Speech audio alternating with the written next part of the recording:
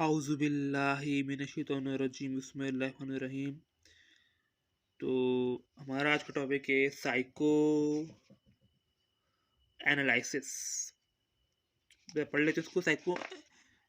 Psychoanalysis is both a theory of personality and a method of psychotherapy originated by Sigmund Freud around the turn of the 20th century.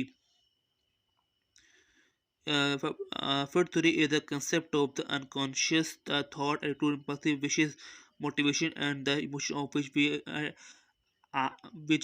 are unaware. Freud believes that the adult and wishes are drawn out of the conscious awareness and become part of the unconscious. यहाँ एक line को मैं underline करना चाहूँगा, जो कि एक main बात कही गई है, उस बात को अंडरलाइन में करना चाहूँगा उन मेथड से, उन तरीकों से जो शायद एक मिनट बताता हूँ मैं आपको। यहाँ पर एक वर्ड है अनकॉन्शियस।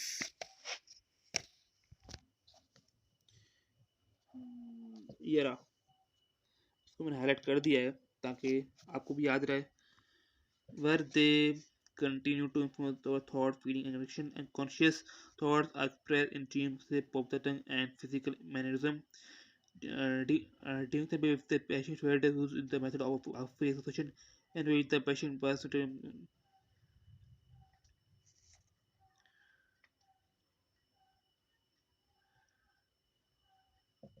यानी कि इसमें ये बात की जा रही है कि जो इसके अंदर अनकॉन्शियस साइको एनालिसिस में जो फ्रूड साइंटिस्ट थे, उन्होंने जो है वो हमें जो है अनकॉन्शियस के बारे में का कॉन्सेप्ट दिया गया है, जस्ट ओनली।